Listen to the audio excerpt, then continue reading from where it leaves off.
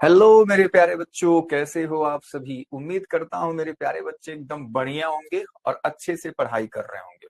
तो जैसा कि मेरे प्यारे बच्चों आप सबको पता है, हम पढ़ रहे हैं क्लास 12th के पहले चैप्टर का, जिसका नाम मेरे प्यारे बच्चों इलेक्ट्रिक चार्जेस एंड फील्ड है। ठीक है, तो आज की क्लास मेरे प्यारे बच्चों इस चैप्टर का लेक्चर नंबर 8 है, जिसमें हम लोग मेरे प्यारे बच्चों इस चैप्टर के मोस्ट इंपॉर्टेंट क्वेश्चन को देखने वाले हैं। लेकिन कौन से टाइप के सर? तो हम लोग देखेंगे शॉर्ट टाइप और लॉन्ग टाइप क्वेश्चन को। ठीक है मेरे प्यारे बच्चों, तो चलिए लेक्चर नंबर जो 7 था, हमने उसमें एमसीक्यू और वेरी शॉर्ट क्वेश्चन को मेरे प्यारे बच्चों डिस्कस किया था। और ये वाला ये वाला लेक्चर नंबर 8 मेरे प्यारे बच्चों इस वाले चैप्टर का लास्ट लेक्चर होने वाला है। ठीक है, तो हम लोग नए लेक्चर में, अगली क्लास में हम लोग नए चैप्टर को स्टार्ट करने वाले हैं। तो मेरे प्यारे बच्चों आज की क्लास अपने पहले चैप्टर की लास्ट क्लास होनी है। तो चलो मेरे प्यारे बच्चों स्टार्ट करते हैं आज की क्लास। और ये क्लास मेरे प्यारे बच्चों आपके board exam point of view से बहुत ही इंपॉर्टेंट होने वाली है। इसमें मैं अपने प्यारे बच्चों को बताने वाला हूं कि कैसे आप लोग एग्जाम में आंसर राइटिंग करने वाले हैं। ठीक है, विद क्वेश्चन विद सॉल्यूशन। ठीक है, चलिए मेरे प्यारे बच्चों सभी लोग तैयार हो जाइए। ये रहा मेरे प्यारे बच्चों आज की क्लास। हम लोग क्या क्या सीखने वाले हैं, तो शॉर्ट टाइप और लॉन्ग टाइप क्वेश्चन को हम लोग देखेंगे। और ये हमारा लेक्चर नंबर 8 होने वाला है। ठीक है, सबसे पहला और मोस्ट इंपॉर्टेंट क्वेश्चन आपके बोर्ड पॉइंट ऑफ व्यू से मेरे प्यारे बच्चों क्या है? What is Coulomb's law, right it's limitation. एकदम आपको आना चाहिए। तो मेरे प्यारे बच्चों आप लोग इसको कैसे लिखोगे वो भी मैं लिख के लाया हूं मेरे प्यारे बच्चों की। इतनी बातें आपको लिख के लानी है। हो सकता है ये सारी बातें आपको याद ना हो, लेकिन मेरे प्यारे बच्चों आप इसको याद करोगे तो कुछ तो याद रहेगा। ठीक है ना, हो सकता है एक दो लाइन आप ना याद कर पाओ, आप एकदम एज इट इज इस ऐसा ना लिख पाओ, लेकिन मेरे प्यारे बच्चों आपको याद तो करना पड़ेगा कि कूलॉम्स लॉ क्या होता है। ठीक है, तो मेरे प्यारे बच्चों को पता है कि दो पॉइंट्स चार्ज के बीच में जो फोर्स अप्लाई होता है वही होता है हमारे पास कूलॉम्स लॉ। ठीक है, तो कूलॉम्स लॉ क्या कहता है मेरे प्यारे बच्चों? अकॉर्डिंग टू दिस लॉ, आपको ऐसे ही लिखना है, साफ साफ सुंदर सुंदर। ठीक है, आपको हेडिंग डालनी है Coulomb's law.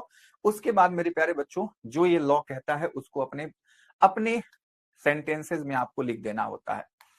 According to this law, the force of attraction or repulsion between two stationary point charges is directly proportional to the product of the magnitudes of both the charges and inversely proportional to the square of the distance between them. ठीक है, साफ साफ आपको समझ में आ रहा है।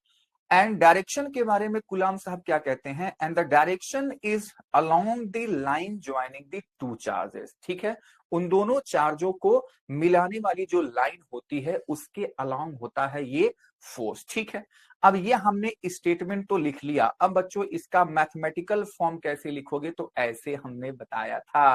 ठीक है बच्चों की F directly proportional to Q1 Q2 होता है and F inversely proportional to R square होता है। तो मेरे प्यारे बच्चों इन दोनों बातों को मिलाते हैं सर, तो हमारे पास बनता है F is equals to K Q1 Q2 by R square. ठीक है, यहाँ पे मेरे प्यारे बच्चों K की वैल्यू होती है 1/4 पाई एप्सिलॉन नॉट। और इसका जल्दी से न्यूमेरिकल वैल्यू बोलो। तो मेरे प्यारे बच्चों न्यूमेरिकल वैल्यू मेरे प्यारे बच्चों को याद होगी 9 इंटू 10⁹9। ठीक बात है, तो यहां तक का काम आपको करना है कूलॉम्स लॉ में। ठीक है, ये फॉर्मूला तक। ठीक है मेरे प्यारे बच्चों। अच्छा, अब अगले क्वेश्चन में इसी में कह रहा है अगली बात, राइट इट्स लिमिटेशन। देखो ये जो क्वेश्चन पूछेगा मेरे प्यारे बच्चों 3 मार्क्स में पूछेगा। ये शॉर्ट क्वेश्चन है 3 मार्क्स में, तो आपको इतनी सारे जानकारी इस क्वेश्चन में देनी है। यहां तक पहुंच गए, आधा पार्ट इसका खत्म। ठीक है, अब हम लोग लिमिटेशन लिखेंगे। ज्यादा कहानी लिखने का कोई मतलब नहीं है, बात समझ में आ रही है? चलो, तो मेरे प्यारे बच्चों लिमिटेशन में हम लोग 2-3 पॉइंट्स लिख देंगे। वैसे मैं ज्यादा पॉइंट्स लेके आया हूं, लेकिन आप लोग बच्चे जो भी आपको याद होगा, और याद क्या, यही 3 पॉइंट्स से आपको याद ही करना है। ठीक है, चलो सबसे पहली बात हमने कही थी कि जो कूलॉम्स लॉ है वो मेरे प्यारे बच्चों पॉइंट्स चार्ज के लिए अप्लीकेबल है और स्टेशनरी चार्ज के लिए अप्लीकेबल है। तो बस वही 2 बातें हो गई। पहली लाइन क्या कि this law is true only for stationary charges not for moving charges, पहली बात। दूसरी बात, this law is true only for point charges. And third बात मेरे प्यारे बच्चों की, ये जो फोर्स होता है वो फर्मी मीटर से कम डिस्टेंस पे, अगर दोनों चार्जों के बीच का जो डिस्टेंस है वो अगर फर्मी मीटर से कम हो जाएगा तो मेरे प्यारे बच्चों उसके बाद वहां पे क्या लगने लगता है बच्चों, न्यूक्लियर फोर्स। ठीक है, जो कि न्यूक्लियर फोर्स मेरे प्यारे बच्चों बहुत खतरनाक फोर्स है। ठीक है, तो वहां पे हम लोग कूलॉम फोर्स की बात नहीं कर पाएंगे। तो वही बातें यहाँ पे लिखी गई हैं। This rule does not apply distance less than 10 to the power minus 15 meters. This rule is only true for larger distance. ठीक है, larger distance मतलब कि इससे ज्यादा होना पड़ेगा।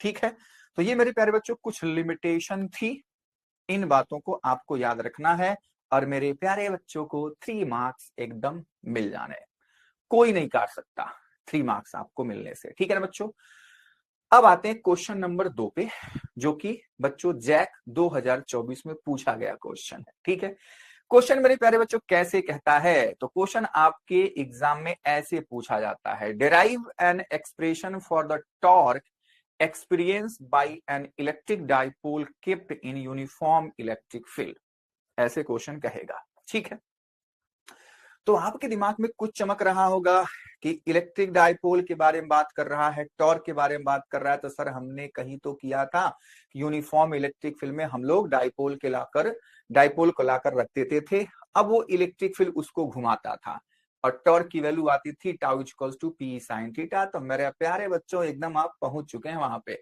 बस उसी का डेरिवेशन आपको कर देना है। स्टार्ट किया जाए, चलिए। तो मेरे प्यारे बच्चों आपको ऐसा फिगर बनाना होता है, आप कहेंगे सर फिर से बना दो ना, बिल्कुल बनाऊंगा मैं अपने प्यारे बच्चों के लिए। चलिए आ जाइए, फिगर बनाते हैं, उसके बाद कैलकुलेशन करेंगे, सब कुछ अपने प्यारे बच्चों के लिए करने वाला हूं मैं। ठीक है, चलो टेंशन नहीं लेने का।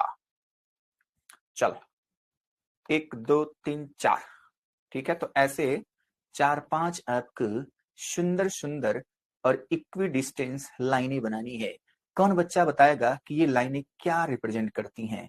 एक लाइन को मैंने डिलीट कर दिया, मुझे अच्छा नहीं लगा। ठीक है, बहुत सही सर, बहुत सही। ये क्या बच्चों, इलेक्ट्रिक फील्ड को रिप्रेजेंट करता है, और ये कौन सी इलेक्ट्रिक फील्ड है? Uniform electric field. बना दोगे मेरे प्यारे बच्चों? हाँ सर, एकदम बना देंगे, क्यों नहीं बना पाएंगे। चलिए, तो मेरे प्यारे बच्चों हमने इलेक्ट्रिक फील्ड बना दी। ठीक है, अच्छा अब बच्चा हमको क्या करना है, एक लाना है इलेक्ट्रिक डाइपोल और उसको हमने इसमें ऐसे रख देना है। यहां पे हमारे पास माइनस चार्ज मान लो, यहां पे हमारे पास प्लस चार्ज मान लो। अपन को पता है सर, क्या पता है मेरे प्यारे बच्चों, आपको क्या पता है बता दो। प्लस चार्ज पे इलेक्ट्रिक फील्ड के डायरेक्शन में फोर्स अप्लाई करता है, और नेगेटिव चार्ज पे इलेक्ट्रिक फील्ड के अपोजिट डायरेक्शन में फोर्स अप्लाई होता है, लेकिन मैग्नीट्यूड दोनों का सेम है सर। कितना मेरे प्यारे बच्चे? F is equals to Q into E का। इधर भी F is equals to Q into E का। अगर वेक्टर वाई लिखेंगे तो यहाँ पे माइनस क्यू लिख सकते हैं, कोई दिक्कत वाली बातचीत नहीं है। ठीक है, चलो, तो मेरे प्यारे बच्चों ये एंगल हम थीटा मानते थे।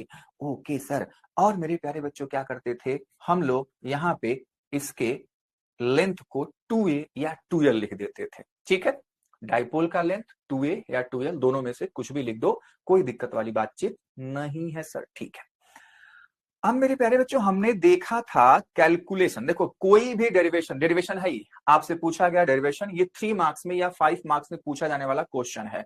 हमने पहले ही कहा था कि जो भी डेरिवेशन होगा उस डेरिवेशन को मेरे प्यारे बच्चों हम लोग एकदम समान रिस्पेक्ट देंगे।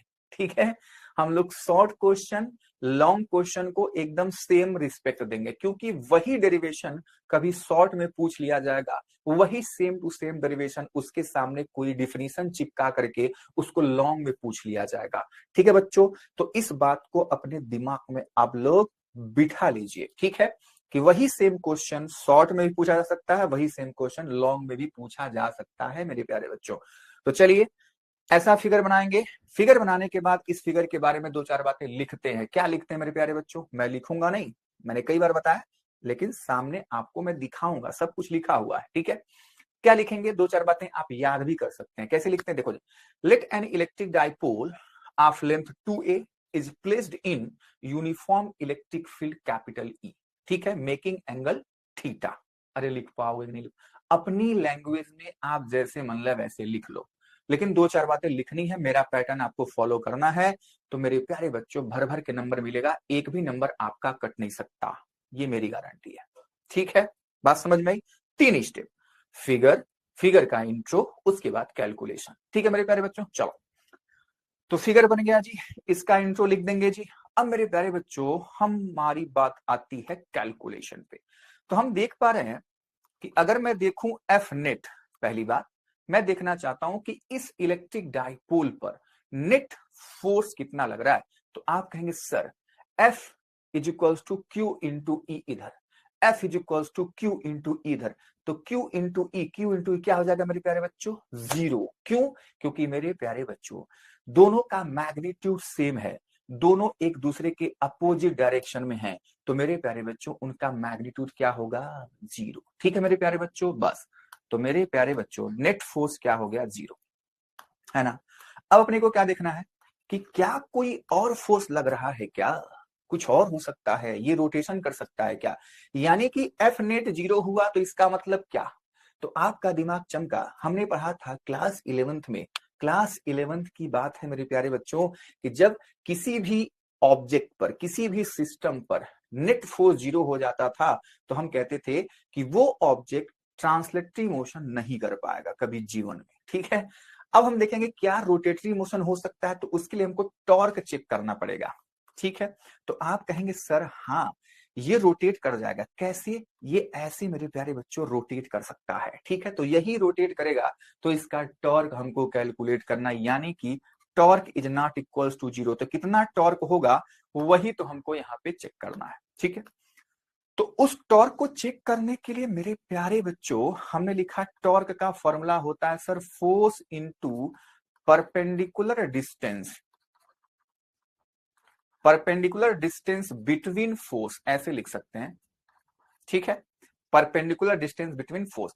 अब देख परपेंडिकुलर डिस्टेंस बिटवीन फोर्स क्या है, तो मेरे प्यारे बच्चों यही डिस्टेंस है ना, ये फोर्स इधर लग रहा है, ये फोर्स इधर लग रहा है, तो इस फोर्स का जो ये वाली लाइन है यही तो इसका परपेंडिकुलर डिस्टेंस हो जाएगा मेरे प्यारे बच्चों। और इस लाइन को मैं डॉट डॉट बनाऊंगा, मैं क्या करूंगा? Dot dot dot dot dot dot dot dot dot dot dot dot dot dot बन गया, है ना। थोड़ा सा अब सही है। अब मैं इसका नाम कर देता हूं, कुछ कुछ नाम दे देता हूं। जैसे मान लो ये पॉइंट ए है, ये पॉइंट बी है, ये पॉइंट एन मान लो, जैसा कि फिगर में बनाया, ऊपर बना हुआ, सब कुछ बना हुआ देख लो। ठीक है, बहुत सही सर। तो हमको यही बी एन चाहिए, तो इस फिगर से मेरे प्यारे बच्चों को बी एन चाहिए, तो आ जाओ बी एन निकालते हैं। इस ट्रायंगल में अगर अच्छा मान लो ये भी थीटा होगा, बिल्कुल होगा सर, है ना।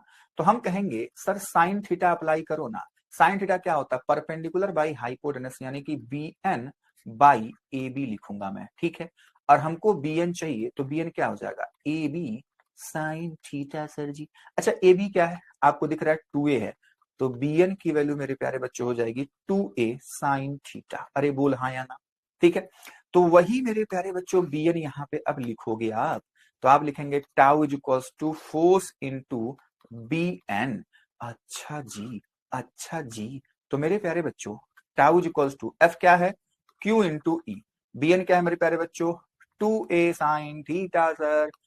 अब तो काम खत्म हो गया है। तो tau is equals to, Q को 2a के साथ लिखूंगा मैं, तो Q into 2a into E sine theta में लिख सकता हूं। बोलो हाँ या ना? लिख सकते।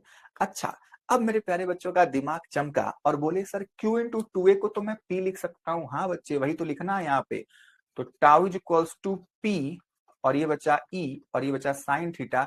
तो मेरे प्यारे बच्चों यही तो हमारा क्या है? फाइनल एक्सप्रेशन है। ओ हो क्या बात है। तो मेरे प्यारे बच्चों इसको अगर हम वेक्टर फॉर्म में लिखें तो क्या लिख सकते हैं? क्योंकि टाउ वेक्टर होता है, तो टाउ हो जाएगा p क्रॉस ई, क्योंकि साइन थीटा है। याद करो वो दिन जब साइन थीटा आता था तो क्रॉस प्रोडक्ट होता था। ठीक है, जब कॉस थीटा आता है तो मेरे प्यारे बच्चों डॉट प्रोडक्ट होता है ना। तो मेरे प्यारे बच्चों ये क्रॉस आएगा, है ना। तो ये हमारे पास रिजल्ट आ चुका है और इसको आपको याद रखना है, बस यहीं तक आपको काम करना है। कर ले जाओगे? बोलो। 3 नंबर फिर से आपके झोली में घुपच पड़ गए। ठीक है, तो आपने मेरे प्यारे बच्चों इन 3 नंबर का काम तमाम कर दिया है। तो ऐसे आपको करना होता है, ठीक है। अब मैं अपने प्यारे बच्चों को पूरा साफ साफ दिखा देता हूं। सबसे पहले आपको ऐसा फिगर बनाना होता है, जैसा रोहित सर कहते हैं कि सबसे पहले फिगर बनाओ, तो आपने बना लिया। फिगर बनाने के बाद इस फिगर के बारे में 2-4 बातें लिखो। तो मेरे प्यारे बच्चे कुछ भी लिख दो, कुछ भी का मतलब उसी से रिलेटेड लिखना है, ठीक है। 2-4 लाइनें लिखी गई हैं, उसको आपको याद कर लेना है, ठीक है। Suppose the electric dipole is placed in a uniform electric field E making an angle theta with the electric field, ठीक है। ये सारी बातें हमने लिख दी। उसके बाद मेरे प्यारे बच्चों हमने ये भी लिख दिया कि नेट फोर्स इलेक्ट्रिक डायपोल पर 0 है। अब हम टॉर्क ही निकालेंगे, तो बस हम लोग टॉर्क निकाल रहे हैं, tau equals to force into perpendicular distance between force. तो मेरे प्यारे बच्चों धीरे धीरे कैलकुलेशन करके फाइनल आंसर तक हम पहुंच जाते हैं, ठीक है। तो इस तरीके से क्वेश्चन नंबर 2 का भी काम मेरे प्यारे बच्चों ने तमाम कर दिया, और बहुत ही इंपॉर्टेंट डेरिवेशन था ये, ठीक है। आगे बढ़ जाऊं। ओके सर जी। अगला क्वेश्चन मेरे प्यारे बच्चों इस चैप्टर का बहुत ही इंपॉर्टेंट है। What right properties of electric field lines. इस क्वेश्चन को वेरी शॉर्ट में पूछा जा सकता है, इस क्वेश्चन को बच्चे शॉर्ट क्वेश्चन में भी पूछा जा सकता है, ठीक है। इस क्वेश्चन को मेरे प्यारे बच्चों शॉर्ट क्वेश्चन में भी पूछा जा सकता है। बताओ, ठीक है ना। कोई दिक्कत, कोई समस्या, कोई परेशानी अगर है तो आप बता सकते हैं। कोई परेशानी जी। तो हमने बच्चे प्रॉपर्टीज में सीखा है, क्या प्रॉपर्टीज, इलेक्ट्रिक फील्ड लाइंस की हमने प्रॉपर्टीज सीखी थी सर। क्या क्या कि ये बच्चों पॉजिटिव चार्ज से स्टार्ट होता है, निगेटिव चार्ज पे एंड होता है। अच्छा जी, तो ये दोनों बातें हमने लिख दी कि positive they start from a positive charge, these lines ends on a negative charge, ठीक है बच्चा लोग। Okay sir. Field lines start from positive charge and end at negative charge. वही बातें 2 बार रिपीट हो गई हैं, कोई दिक्कत वाली बातचीत नहीं होनी चाहिए। अगली बात, two field lines never intersect each other, ठीक है। Two field lines never intersect each other, if they did the field at the intersection point would not have just one direction which is meaningless. तो ये जो हमारे पास तीसरा property है बच्चों, sorry चौथा, ये बहुत ही इंपॉर्टेंट है। आपसे पूछ जाता है कि two electric field lines never intersect each other, why. तो आप लोग वहां पे कहते हो कि अगर 2 लाइनें आपस में कट्टी पिट्टी कर देंगी तो बच्चे वहां पे क्या होगा, हम लोग टेंजेंट ड्रॉ कर सकते हैं अलग अलग। तो वो अलग अलग टेंजेंट मेरे प्यारे बच्चों एक ही पॉइंट पे अलग अलग इलेक्ट्रिक फील्ड के डायरेक्शन को शो करते हैं, जो कि क्या है, इम्पॉसिबल होता है। अगला, the number of electric field lines is proportional to the electric field. इसका मतलब क्या है, जहां पे इलेक्ट्रिक फील्ड लाइंस पास पास हैं वहां पे इलेक्ट्रिक फील्ड का स्ट्रेंथ ज्यादा, जहां पे दूर दूर होती है वहां पे इलेक्ट्रिक फील्ड का स्ट्रेंथ कम होता है। अगला और most important, electric field lines never form a closed loop, never form closed loop, ठीक है बच्चों। तो ये बातें मेरे प्यारे बच्चों को याद होनी चाहिए। हमने 4, 2, 6 प्रॉपर्टी आपके लिए लिखी है, इसमें से कम 4 तो आपको याद होना चाहिए, ठीक है।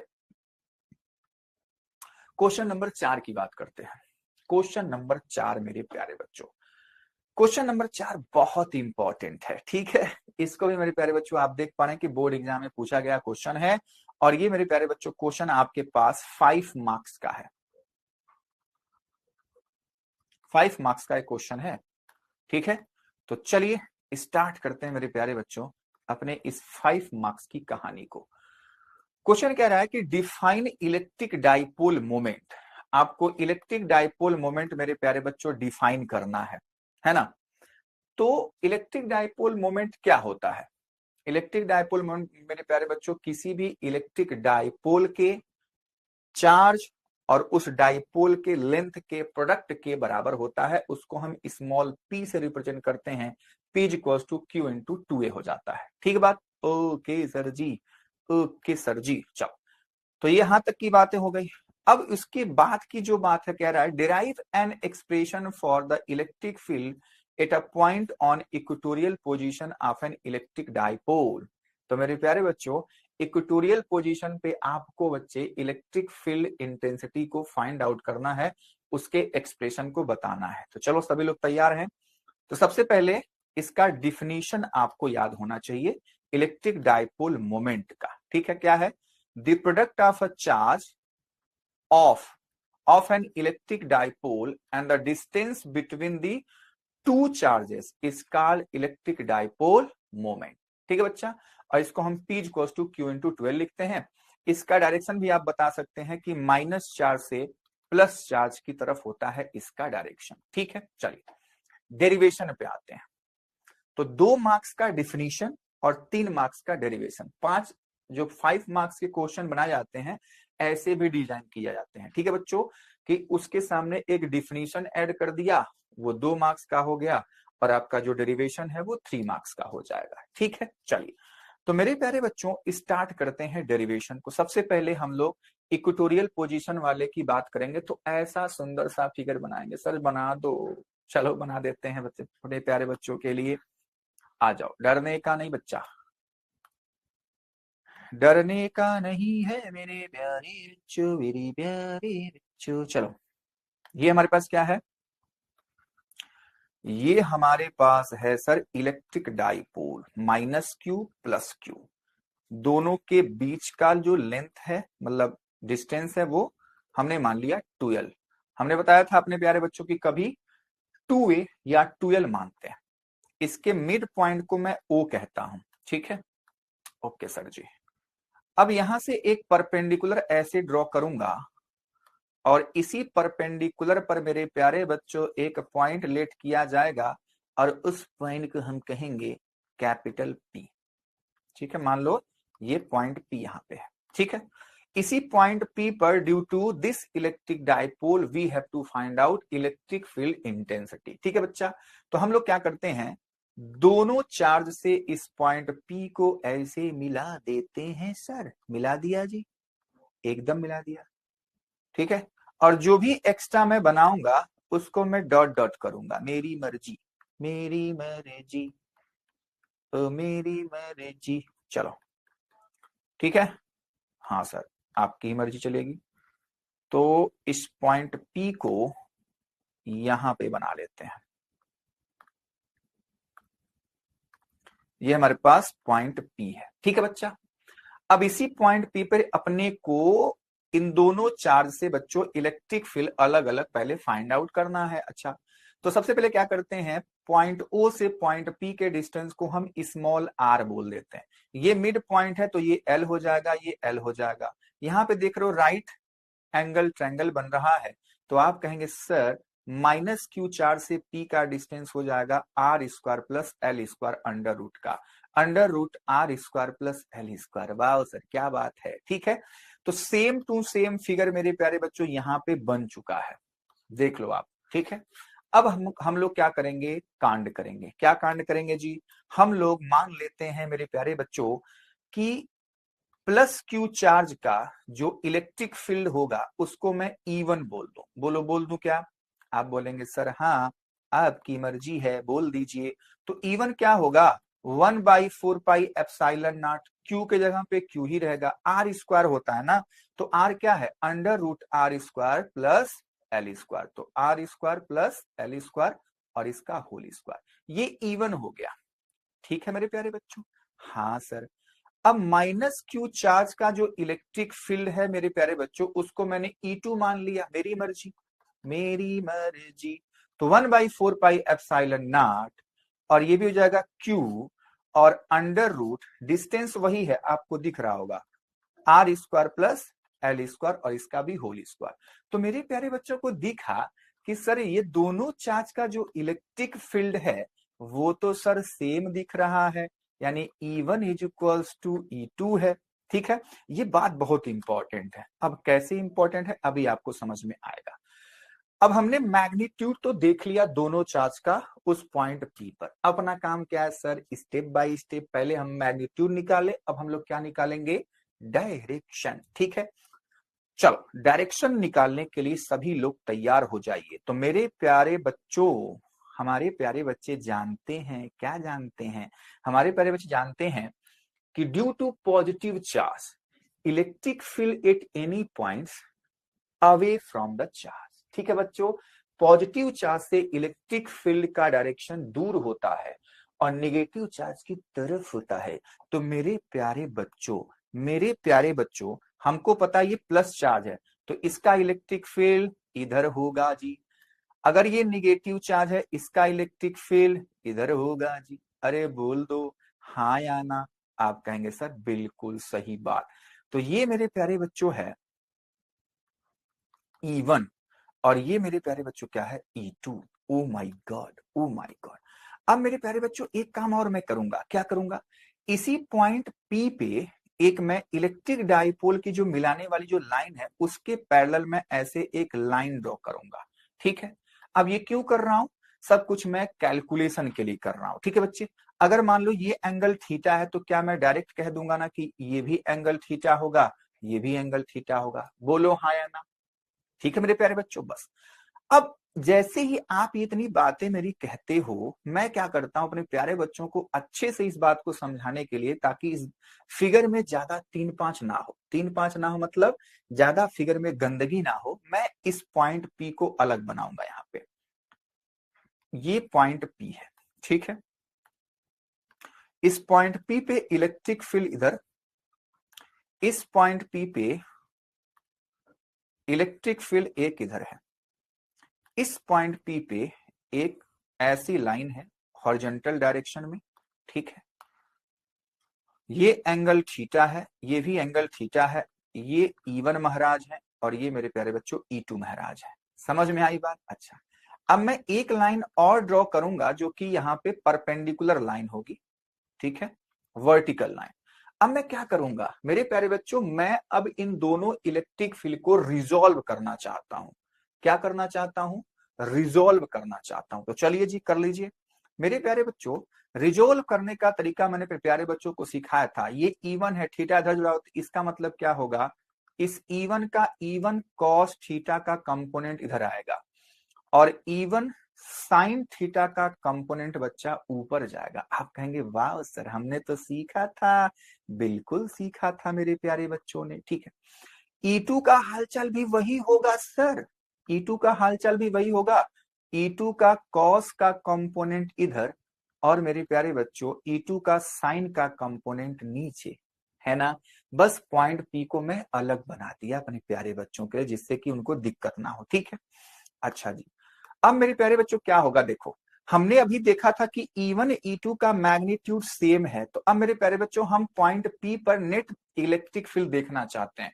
तो सबसे पहले मैं अब डायरेक्शन वाइज बात कर रहा हूं, वर्टिकल और हॉरिजॉन्टल, वर्टिकल और हॉरिजॉन्टल। तो मेरे प्यारे बच्चों वर्टिकल E1 साइन थीटा ऊपर, E2 साइन थीटा नीचे, E1 E2 बराबर, तो क्या एक दूसरे को कट्टी पिट्टी करेंगे कि नहीं करेंगे? आप कहेंगे सर बिल्कुल करेंगे। क्यों? क्योंकि E1 E2 बराबर दोनों का डायरेक्शन अपोजिट, दोनों एक दूसरे को खत्म कर देंगे। चल भाग यहां से। तो यानी कि वर्टिकल डायरेक्शन में नेट इलेक्ट्रिक फील्ड क्या है, 0 हो गई। ठीक है, अब बचा कौन? अब बचा बस E1 cos theta, E2 cos theta. अब दोनों एक ही डायरेक्शन में, हॉरिजॉन्टल डायरेक्शन में, दोनों क्या करेंगे बच्चों, ऐड हो जाएंगे। दोनों क्या हो जाएंगे बच्चा लोग, ऐड हो जाएंगे। तो बस अब हम लिखेंगे क्या, net electric field eight point P क्या हो जाएगा बच्चा, E इज इक्वल्स टू, आप कहेंगे sir E1 cos theta plus plus plus plus plus E2 cos theta. बोल हाँ या ना, बता हाँ या ना। अब बच्चे देखो E1 cos theta, E2 cos theta, अगर E1 और E2 इक्वल हैं तो मेरे प्यारे बच्चों जो E है, क्या मैं उसको E1 cos थीटा का 2 टाइम्स कर दूं तो कोई दिक्कत है? आप कहेंगे नहीं सर बिल्कुल सही है, E1 E2 बराबर है, कोष्टा वही रहने वाला है। तो यहां तक हो गया, ओके सर जी। तो अब मेरे प्यारे बच्चों ये जो E है, अच्छा इसको मैं E नेट लिख दूं क्या? चलो E नेट लिख लो, यहाँ पे E नेट है। E नेट क्या हो जाएगा, 2, E1 की वैल्यू क्या है 1/4 pi epsilon naught, 1/4 pi epsilon naught Q by under root R square plus L square का होल स्क्वायर। अच्छा ये cos थीटा है, इसका भी काम तमाम करते हैं, आ जाओ यहीं पे काम तमाम कर देंगे। इस cos थीटा का काम तमाम करते हैं मेरे प्यारे बच्चों। देखो cos थीटा, cos थीटा क्या होता है? Base by hypotenuse. बेस क्या है? एल है जी। Hypotenuse under root R square plus L square. ठीक है मेरे प्यारे बच्चों, बस तो वो वैल्यू यहाँ पे पुट कर दे, ये वैल्यू यहाँ पे मेरे प्यारे बच्चों पुट कर दो, L by under root R square plus L square मेरे प्यारे बच्चों। बस कहानी खत्म। अब बस कैलकुलेशन करना है हमको और रिजल्ट हमारे सामने हो जाएगा और हमारे झोली में कुछ 5 मार्क्स मिल जाएगा। ठीक है मेरे प्यारे बच्चों, आ जाओ।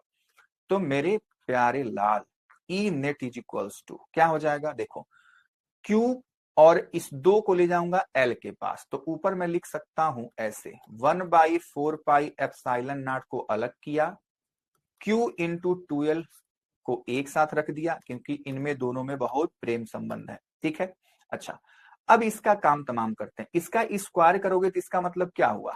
अंडर रूट सर हट गया। ठीक है, अच्छा ये क्या है बच्चा? ये इसी के पास लिख दो अंडर रूट। अच्छा अंडर रूट है तो मेरा मन कर रहा है कि अंडर रूट को ऐसे मैं लिख दूं। आप गुस्सा तो नहीं होगे? नहीं सर, हाफ का मतलब अंडर रूट का मतलब क्या हुआ? पावर का हाफ हो गया। सिंपल सी बात है, लिख सकते हैं ना? बिल्कुल लिख सकते हैं सर, क्यों नहीं लिख सकते? इतना तो हमको आता है। अब हम बड़े बच्चे हो गए, हम छोटे बच्चे नहीं हैं। तो ई नेट क्या हो जाएगा?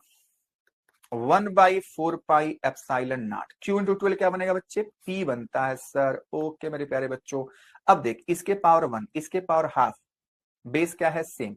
तो यानी कि under R square plus L square के पावर क्या हो जाएगा? 1 प्लस हाफ, यानी कि आप कहेंगे मेरे प्यारे बच्चों 3/2। क्या हो जाएगा?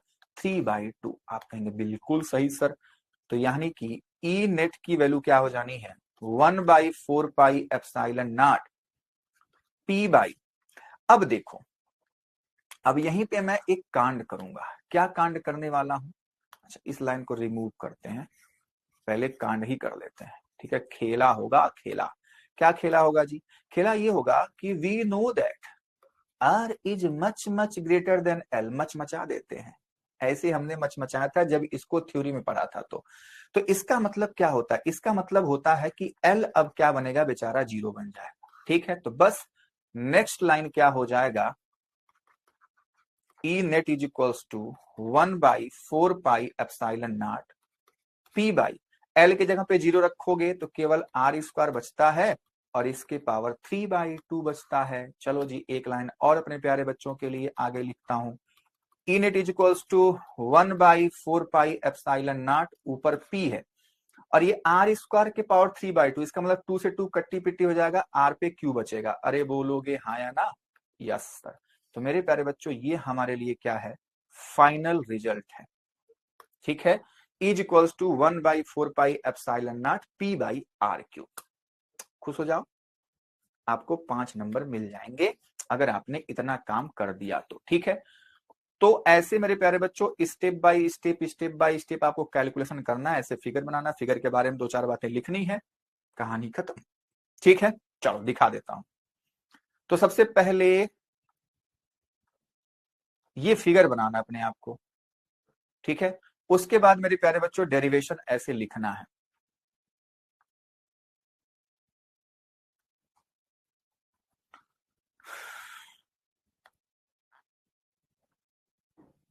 डेरिवेशन में ये बातें हमको लिखनी है। ठीक है, अच्छा जी, तो सारा हमने कैलकुलेशन किया हुआ है, आप आराम से इस चीज को देख सकते हैं मेरे प्यारे बच्चों। सारा कैलकुलेशन आपका हो गया है मेरे प्यारे बच्चा लोग, और हम लोग फाइनली यहां तक पहुंच जाते हैं। ठीक बात? कोई दिक्कत, कोई परेशानी, कोई समस्या है तो आप लोग बता सकते हैं। नहीं है सर। अब क्वेश्चन नंबर 5 की बात करते हैं। क्वेश्चन नंबर 5 कहता है state Gauss law in electrostatics, using this law derive expression for the electric field due to uniformly charge infinite plane sheet. तो मेरे प्यारे बच्चों हमको इनफाइनाइट प्लेन शीट की बात करनी है, तो फिर से यहां भी क्या है? यहां से यहां तक 2 मार्क्स का, उसके बाद जब यहां से कहानी स्टार्ट हो रही है तो ये बच्चों 3 मार्क्स की है। ठीक है, तो ये भी क्वेश्चन मेरे प्यारे बच्चों कितने मार्क्स का है? 5 मार्क्स का ये क्वेश्चन है। बात समझ में आई कि नहीं आई? आई सर जी, आई सर जी। तो ये भी क्वेश्चन मेरे प्यारे बच्चों लॉन्ग वाला है और ये 5 मार्क्स का क्वेश्चन है। ठीक है, चलो करते हैं। सबसे पहले गॉस लॉ लिखेंगे। गॉस लॉ क्या होता है मेरे प्यारे बच्चों? गॉस लॉ कहता है कि total flux link with the close surface is 1 by epsilon not time the charge enclosed by the surface. ठीक है, और उसका हमारे पास फॉर्मूला हो जाता है कितना बच्चे? फॉर्मूला आता है five equals to Q enclosed by epsilon naught का। Q enclosed by epsilon naught का। उम्मीद करता हूं मेरे प्यारे बच्चों को यहां तक की बातें अच्छे से समझ में आ रही होंगी। तो हमने गॉस लॉ लिख दिया। अच्छा, ये 2 मार्क्स आपको मिल गए। उसके बाद हम लोग डेरिवेशन करते हैं। डेरिवेशन मेरे प्यारे बच्चों ये फिगर है। अब मैं फिगर नहीं बनाऊंगा क्यों सर? क्योंकि मैं आपसे गुस्सा हो गया। चलो, कुछ करना नहीं है, ऐसा प्लेट बना दोगे, उसके बाद मेरे प्यारे बच्चों ये सिलेंडर बना दोगे, है ना? आसान तो है ना? बना लोगे कि नहीं बना लोगे? बनाऊं मैं? चलो बना ही देता हूं, कोई बात नहीं, नहीं तो आप लोग गुस्सा हो जाते हैं। तो मान लो मेरे प्यारे बच्चों ये हमारे पास इनफाइनाइट प्लेन शीट है। टिक टिक टिक टिक टिक, ये हमारे पास एक इनफाइनाइट प्लेन शीट है। अब इसको मैंने ऐसे क्यों बनाया? क्योंकि मेरे प्यारे बच्चों मान लो ये ऐसा प्लेन में रखा हुआ है। ठीक है, अब ऐसा प्लेन में रखा हुआ तो किसी भी सीट को मैं ऐसा भी बना सकता हूं, क्योंकि ये क्या है बच्चों? ये शो कर रहा है कि ये इस प्लेन में ऐसे, जैसे मान लो मेरा हाथ है, ठीक है, मैं इसको ऐसे रखा हूं इस प्लेन में, तुम आपको बस एक केवल लाइन दिख रही, तो वही हालचाल यहाँ पे मैंने बनाया। अगर इसको ऐसे बनाऊंगा तो आपको ये पूरा सरफेस दिखेगा। ठीक है, तो आप लोग इसको ऐसे ही मानोगे कि ये प्लेन शीट ऐसे रखा हुआ है और इससे कुछ डिस्टेंस पे हमारे पास पॉइंट पी है, और उसी पॉइंट पी पर due to this plane sheet we have to find out electric field intensity. ठीक है, चलो, तो मैंने अपने प्यारे बच्चों के लिए प्लेन शीट बना दिया। इसको मैंने पॉजिटिव चार्ज दे दिया है, plus plus plus plus plus plus plus दे दो, ढेर सारे प्लस, है ना बच्चे? और ये जो हमारे पास चार्ज डिस्ट्रीब्यूशन होता है, आपको याद होना चाहिए कि ये यूनिफॉर्मली चार्ज डिस्ट्रीब्यूशन ही होता है। तो ये बच्चे जो प्लेन शीट है वो इनफाइनाइटली लार्ज है। ठीक है, अच्छा जी, अब हमको क्या करना है? इस प्लेन शीट से इस कुछ डिस्टेंस पे हमको पॉइंट पी ले लेना है, और इसी पॉइंट पी पर due to this plane sheet हमको electric field intensity find out कर। उसके लिए हमको क्या करना है? उसके लिए हमको बच्चे एक गॉसियन सरफेस बनाना है जी। तो गॉसियन सरफेस कैसा बनता है बच्चों? यहाँ पे बनता है सिलेंड्रिकल। तो अपन क्या करने वाले हैं? अपन करने वाले हैं सर कांड। वो कांड क्या है कि मैं इसको dot dot dot dot dot dot dot dot बनाऊंगा, डॉट डॉट डॉट, क्योंकि आपको लगना चाहिए ना कि ये गॉसियन सरफेस है। ठीक है बच्चा, ये गॉसियन सरफेस हमने हमेशा डॉट डॉट ही बनाया है ना? चलो, ओके सर जी। तो ये हमारे पास गॉसियन सरफेस है और क्या है बच्चों? एक सिलेंडर है। ठीक है, अच्छा, तो कोई भी सिलेंडर मान लो ये हमारे पास हाथ में सिलेंडर है, तो इस सिलेंडर के कितने सरफेस हैं? आप कहते हैं सर 3, एक ऊपर वाला, एक नीचे वाला, और ये हमारे पास कर्व सरफेस। ठीक है बच्चा, चलो, तो हम इसका बच्चे नाम दे देंगे, लेकिन नाम कैसे देंगे? ऊपर वाले फिगर के जैसा। ठीक है, मैं देख लेता हूं किसको 1, किसको 2, किसको 3 कहा गया। आप किसी को भी कह सकते हो, लेकिन मैं अगर फिगर आपको ये दिखा रहा हूं तो उसी के जैसा मैं फिगर बनाऊंगा, तभी तो आपको लगेगा ना। तो आप कहोगे सर इसमें तो अलग बना दिए, इसमें तो अलग है, हमको समझ में नहीं आया ठीक है, तो 1 2 3, चलो, आप 1 2 3 कहीं भी लिख सकते हो, कोई दिक्कत वाली बात नहीं है। 1 2, एंड जब यहां पे हम सरफेस लेंगे तो इसको मैं 3 कहूंगा। अब मेरे प्यारे बच्चों देखो, ये हमारे पास प्लेन शीट है और पॉजिटिवली चार्ज है, तो यहाँ पे इलेक्ट्रिक फील्ड किधर होगी? ऐसे आउटवर्ड होगी। यहाँ पे इलेक्ट्रिक फील्ड कैसे होगी? ऐसे आउटवर्ड। तो मेरे प्यारे बच्चों, इन तीनों जगहों पे छोटा छोटा हम एरिया एलिमेंट ले लेते हैं, डीए डीए।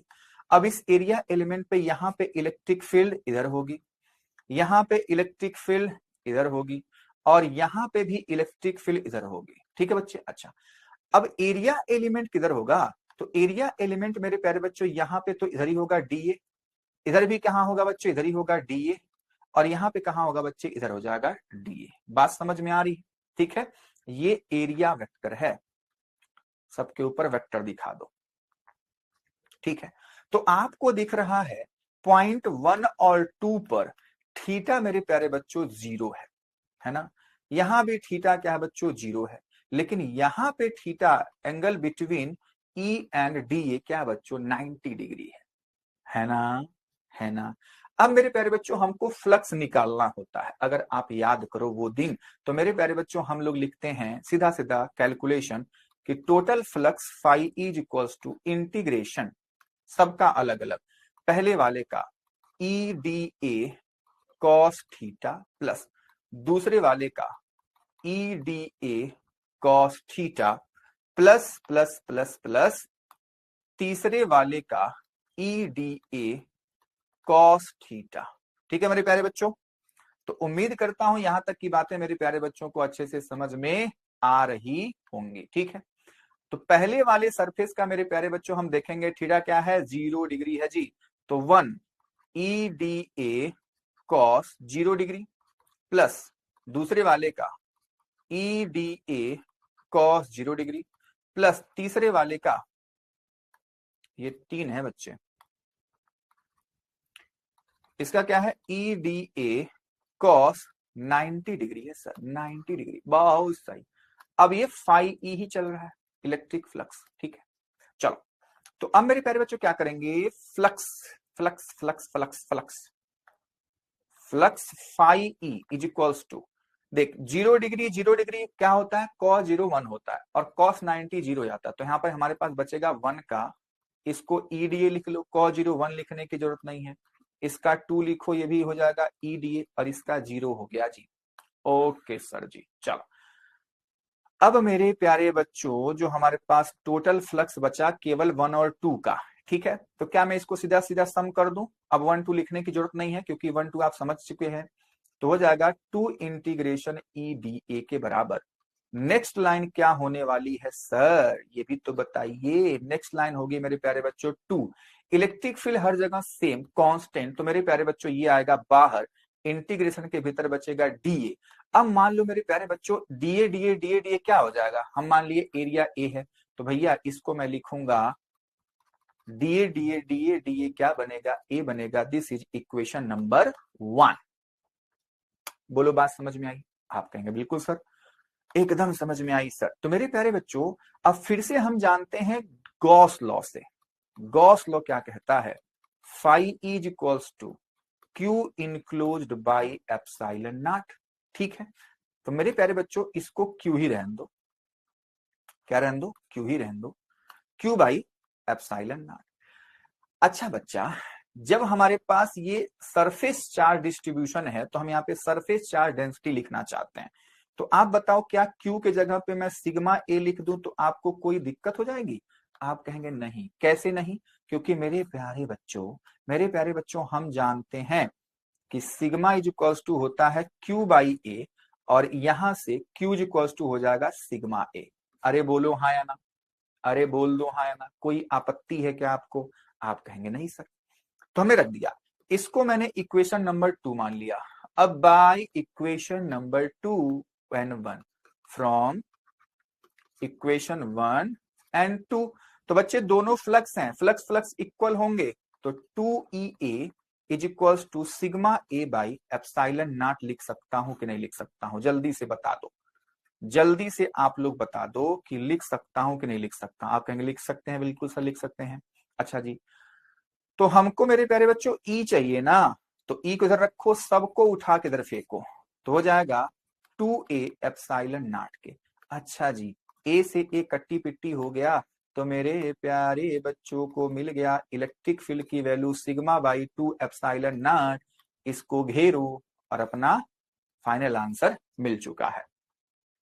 ठीक बात है, कोई दिक्कत कोई परेशानी नहीं होनी चाहिए मेरे प्यारे बच्चों को, है ना बच्चे। तो इस तरीके से हम लोग इस डेरिवेशन को करते हैं। आप लोग ऐसा सुंदर सा फिगर बनाइएगा, उसके बाद बच्चे हम लोग इसके बारे में 2-4 बातें लिख देंगे, फिर हम लोग बच्चे कैलकुलेशन स्टार्ट करते हैं सबका।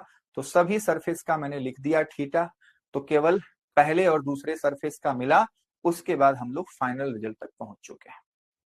ठीक है, तो किसी भी प्लेन शीट का मेरे प्यारे बच्चों इलेक्ट्रिक फील्ड इतना होता है, ये हमारे सामने आ चुका है। उम्मीद करता हूं मेरे प्यारे बच्चों को इतनी बातें अच्छे से समझ में आ रही होंगी। ठीक है, नेक्स्ट क्वेश्चन मेरे प्यारे बच्चों के सामने है और ये 2025 में पूछा गया क्वेश्चन है। क्वेश्चन क्या कह रहा है? Determine the intensity of electric field by Gauss law due to a uniformly charged shell at a point outside the shell on the surface of shell inside the shell. ये बच्चों इस 2025 का आपके जैक बोर्ड का question है। ठीक है, याद करो वो दिन हमने बताया था स्फेरिकल सेल का बच्चा इलेक्ट्रिक फील्ड आउटसाइड, सरफेस और इनसाइड, तो वही कहानी आपको करनी है। ठीक है, चलो स्टार्ट करते हैं। तो सबसे पहले मेरे प्यारे बच्चों हम लोग ऐसा हेडिंग डाल देंगे, electric field due to a uniformly charged thin spherical shell, या केवल सेल लिख दो, कोई दिक्कत वाली बातचीत नहीं है। उसमें पहला पॉइंट होता है कि आउटसाइड, तो उसके लिए मैंने क्या किया, मैंने प्यारे बच्चों के लिए फिगर बनाया। ये हमारे पास स्फेरिकल सेल है जिसका रेडियस कैपिटल आर है, सेंटर ओ है। ठीक है, अब हमने इस सेल के बाहर एक पॉइंट ले लिया, हम आउटसाइड के लिए बात करेंगे सबसे पहले।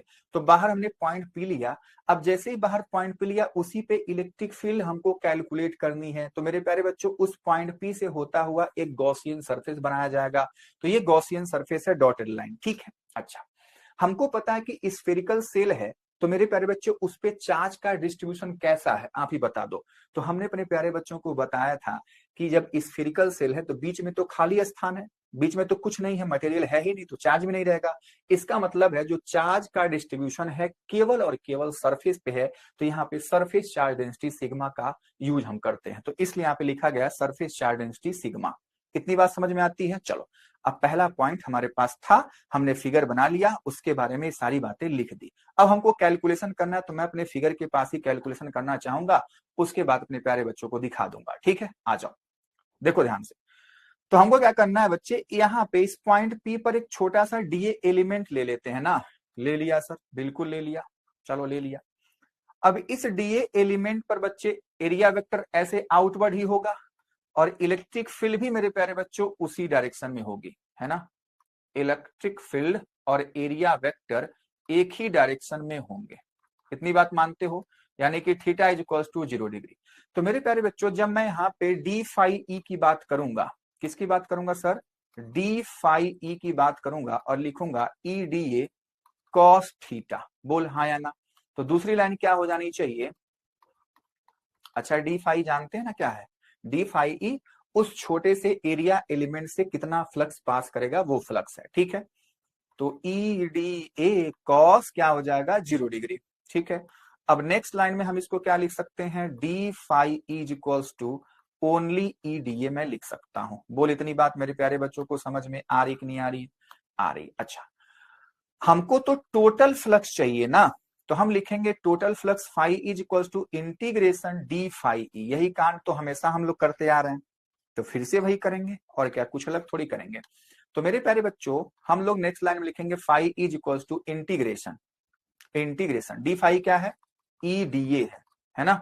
तो बस अब आपको पता है कि भैया जो इस गॉसियन सरफेस होता है, उस गॉसियन सरफेस के हर एक पॉइंट पर इलेक्ट्रिक फील्ड की वैल्यू सेम होगी, तो वो कांस्टेंट है ना, तो वो हो जाएगा बाहर। इंटीग्रेशन के भीतर कौन बचेगा? डीए। अच्छा, अब DA DA DA DA add करोगे तो क्या मिलेगा? गॉसियन सरफेस का मेरे प्यारे बच्चों सरफेस एरिया। ठीक है, तो गॉसियन सरफेस का रेडियस कितना था? Small R. देख लो, आ जाओ फिगर में आ जाओ, देखो स्मॉल आर मान रखा है, तो उसका सरफेस एरिया क्या होगा? 4 पाई आर स्क्वायर। तो flux is equals to E into 4 pi R square. This is equation number 1। ठीक है, अच्छा जी, अब फिर से याद करो, जब हम जैसे ही फ्लक्स निकालते हैं तुरंत हम लोग गॉस लॉ वाला फिर से फ्लक्स अप्लाई करते हैं। तो हम जानते हैं भैया कि phi is equals to Q by epsilon naught. This is equation number 2। अब इक्वेशन नंबर 1 एंड 2 से, तो फ्रॉम 1 एंड 2 क्या हो जाएगा? दोनों फ्लक्स इक्वल हैं, तो मेरे प्यारे बच्चों हम लिख सकते हैं E into 4 pi R square is equals to Q by epsilon naught के, है ना मेरे प्यारे बच्चों। हमको इलेक्ट्रिक फील्ड तो फाइंड आउट करनी है, तो हम लिखेंगे 1 by 4 pi epsilon naught Q by R square. देख सेम टू है, सेम टू सेम है कि नहीं है? तो हमारे पास ये इलेक्ट्रिक फील्ड आ जानी है, जब मैं बाकी सबको उधर उठा फेंक दूंगा तो। ठीक है, तो हमारे पास इलेक्ट्रिक फील्ड की वैल्यू मेरे प्यारे बच्चों इतनी आ जाती है। बोलो हाँ या ना, है ना। अब आप कहेंगे सर ये तो इलेक्ट्रिक फील्ड पॉइंट चार्ज वाला ही है, तो हम कहेंगे बिल्कुल सर, क्योंकि अगर मान लो हमारे पास स्फीयर है, उसको बहुत दूर से देख रहे हो तो वो मेरे प्यारे बच्चों पॉइंट चार्ज की तरह ही दिखता है हमको, ठीक है ना। अच्छा, क्या हो गया, अभी नहीं, अभी हम कुछ और करने वाले, क्या सरफेस चार्ज डेंसिटी इंट्रोड्यूस करेंगे इसमें। क्यों, क्योंकि हम जानते हैं भैया कि sigma, surface charge density sigma होता है क्यू बाई ए, ठीक है। तो यहां से क्या मैं लिख सकता हूं, Q equals to sigma into A. अरे बोल हाँ या ना। अच्छा, तो Q क्या होगा, तो Q हो जाएगा मेरे प्यारे बच्चों सिग्मा। अच्छा, ए क्या होगा, ए तो बच्चा स्फेरिकल सेल का हमारे पास एरिया होना चाहिए, तो उसका रेडियस कितना है, आर है, तो वो हो जाएगा 4 पाई कैपिटल आर स्क्वायर। अब यही Q की वैल्यू इस वाले फॉर्मूले में पुट करनी है, ठीक है। तो चलो इस वाले फॉर्मूले का काम तमाम करते हैं, एक और फॉर्म देखते हैं।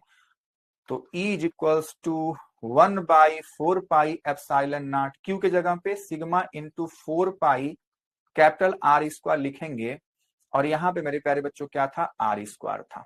बोलो हाँ या ना। Yes sir.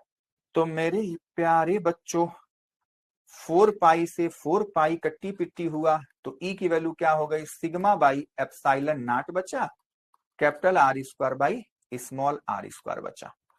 बोलो यही तो वैल्यू बची है ना। आप कहेंगे हाँ सर, तो बस इसको घेरो, और यही मेरे प्यारे बच्चों आपका फाइनल आंसर है, ठीक है। उम्मीद करता हूं मेरे प्यारे बच्चों को इतनी बातें अच्छे से समझ में आई होंगी। लेकिन अभी कब हुआ, अभी तो पहला पॉइंट हुआ आउटसाइड, ये किसके लिए था, आउटसाइड के लिए। अब दूसरा मेरे प्यारे बच्चों हमको क्या करना है, एट द सरफेस। चलो एट सरफेस के लिए क्या होगा, जो स्मॉल आर की वैल्यू होगी ना, वो मेरे प्यारे बच्चों क्या होगी, कैपिटल आर के बराबर। आ जाओ फिगर में देख लो, इसी फिगर में सारी बातें। जब हम सरफेस पे आएंगे, ये जो स्मॉल आर दिख रहा है वही तो कैपिटल आर के बन जाए, मतलब यहाँ पे हम पहुंच गए, यहाँ पे तो स्मॉल आर कैपिटल आर बराबर लेंगे, बस सिंपल सी बात है। जब सिंपल सी बात है तो भैया हम लोग क्या करेंगे, हम लोग बनाएंगे दूसरे वाले के लिए, और इक्वेशन तो यहीं से आएगी कि E is equals to sigma by epsilon naught capital R square small R square से क्या हो जाएगा, जब हम आर और आर पुट कर देंगे बच्चों क्या बराबर, तो ये भी क्या बन जाएगा, कैपिटल आर, ठीक है। तो दोनों मेरे प्यारे बच्चों क्या हो जाएंगे, कट्टी पिट्टी हो जाएंगे, और इन दोनों की कहानी क्या हो जाएगी, समाप्त हो जाएगी। तो हमारे पास ई क्या बचेगा, सिग्मा बाई एप्सिलॉन नॉट, ठीक है। तो ये हमारे पास हो जाएगा सिग्मा बाई एप्सिलॉन नॉट। बोलो क्या इतनी बात मेरे प्यारे बच्चों को समझ में आ रही कि नहीं आ रही है, आ रही है, ठीक है। पॉइंट नंबर 3, इसके लिए मान लो मैं एक फिगर ड्रॉ कर दूं अपने प्यारे बच्चों के लिए। फिगर है, ये स्फेरिकल सेल है, ठीक है। इसका सेंटर ओ था, रेडियस कैपिटल आर थी। अब मान लो जब अंदर आएंगे तो मान लो पॉइंट पी मेरे प्यारे बच्चों यहां पे आ गया। अब गॉस साहब कहते हैं कि जो भी आप पॉइंट ले रहे हो उससे होता हुआ एक गॉसियन सरफेस बनाओ, तो ये मान लो गॉसियन सरफेस है पॉइंट पी से होता हुआ। समझ पा रहे हो, एकदम समझ पा रहे हैं सर, है ना, मजा आ रहा है एकदम से। चलिए, तो ये हमारे पास गॉसियन सरफेस है। अब बच्चा बताओ, क्या अंदर अंदर क्यू है क्या, अंदर क्यू इनक्लोज्ड है क्या। आप कहेंगे नहीं जी, अंदर तो मटेरियल तो चार्ज भी नहीं है। तो जब मटेरियल नहीं मेरे प्यारे बच्चों, तो इलेक्ट्रिक फील्ड होगी क्या, तो मेरे प्यारे बच्चों क्यू इनक्लोज्ड यहाँ पे 0 है, तो इसलिए इलेक्ट्रिक फील्ड भी 0 है। बात खत्म, सारी बात खत्म, पैसा हजम। ये हमारे पास पॉइंट पी था, यहां से यहां तक डिस्टेंस आर था, फिगर बन गया, लेकिन कहानी क्या थी, 0 थी, ठीक है। तो तो चलिए मेरे प्यारे बच्चों, इस वाले क्वेश्चन का भी मैंने काम तमाम कर दिया है, ठीक है। बाकी आप लोग बारी बारी से मैं आपको साफ साफ सुथरा सुथरा दिखा देता हूं, ठीक है। तो ये रहा आउटसाइड के लिए फिगर मेरे प्यारे बच्चों, उसके लिए हम लोग डेरिवेशन में ये सारी बातें लिख देंगे। उसके बाद कैलकुलेशन स्टार्ट करेंगे, वही बातें जैसे मैंने किया आप वैसे भी कर सकते हो, या आप लोग ऐसे भी, ये कुछ है नहीं, हमने फ्लक्स को एकदम बराबर बराबर लेके चला है, ठीक है। हम लोग जब Q by epsilon not equation number 2 लेते थे, यहाँ पे सीधा सीधा बराबर बराबर लिख दिया गया हर एक लाइन में, कोई दिक्कत वाली बातचीत नहीं है। फिर हम लोग यहाँ तक पहुंच गए। उसके बाद हम यहाँ पे सिग्मा इंट्रोड्यूस करेंगे। तो मेरे प्यारे बच्चों सिग्मा डालेंगे तो sigma by epsilon naught R square by small R square हो जाएगा। ठीक है, ये आउटसाइड के लिए हो गया। सरफेस के लिए मेरे प्यारे बच्चों वही small are capital R equal हो जाएगा, तो हमारे पास वैल्यू जो होगी वो ये हो जानी है। ठीक है, बिल्कुल सही सर, बिल्कुल सही। उसके बाद मेरे प्यारे बच्चों इन साइड के लिए हमको पता है, देख लो फिगर सेम टू सेम बना हुआ था जैसे मैंने अपने प्यारे बच्चों के लिए बनाया, एकदम सुंदर सा। तो अंदर तो Q इनक्लोज्ड ही 0 है, तो इसलिए इलेक्ट्रिक फील्ड भी क्या है मेरे प्यारे बच्चों, 0 हो जाएगा। ठीक है, तो वही बातें यहाँ पे लिख दी गई हैं, काम खल्लास हो गया। ठीक है, तो इस तरीके से मेरे प्यारे बच्चों हमने अपने पहले चैप्टर का थ्योरी प्लस मेरे प्यारे बच्चों MCQ question, very short question, short question और लॉन्ग क्वेश्चन, और वो भी मेरे प्यारे बच्चों आपके सभी पीवाईक्यू क्वेश्चन हमने डिस्कस किए, जो कि आपके board exam point of view से मोस्ट इंपॉर्टेंट है। आप ये मान के चलिए मेरे प्यारे बच्चों, जी हमने जो भी प्रॉब्लम क्लास में 2 लेक्चर लिया, लेक्चर नंबर 7, लेक्चर नंबर 8, इसमें जितना भी क्वेश्चन हमने डिस्कस किया उतना क्वेश्चन अगर आपको आता है तो मेरे प्यारे बच्चों भर भर के आपको नंबर मिलेगा बोर्ड एग्जाम में, वो मेरी गारंटी है। ठीक है, आपको बस इतना ही तैयार करना है। ठीक है, तो मेरे प्यारे बच्चों ये रहा आज की क्लास मेरे प्यारे बच्चों। ठीक है, तो आज की क्लास यहीं तक। अब जो नेक्स्ट लेक्चर होगा मेरे प्यारे बच्चों, हम लोग मिलेंगे अपने दूसरे चैप्टर के साथ। तो मेरे प्यारे बच्चों आपको किसी भी कॉन्सेप्ट से रिलेटेड कोई भी क्वेरी हो, कोई भी डाउट हो, तो मेरे प्यारे बच्चों आप हमारे प्यारे से चैनल फिलो एप्लीकेशन को डाउनलोड कर लीजिए, और उस एप्लीकेशन में मेरे प्यारे बच्चों आप जितना चाहो उतना क्वेश्चन हमारे एक्सपर्ट ट्यूटर से आप पूछ सकते हैं, अपने डाउट को क्लियर कर सकते हैं। ठीक है, अगर ये वीडियो मेरे प्यारे बच्चों को पसंद आई हो तो इसको लाइक, सब्सक्राइब और मेरे प्यारे बच्चों अपने दोस्तों से शेयर करना बिल्कुल मत भूलिए। ठीक है बच्चों, तो मिलते हैं मेरे प्यारे बच्चों नेक्स्ट वीडियो में। तब तक के लिए बाय बाय, मस्त रहिए और स्वस्थ रहिए।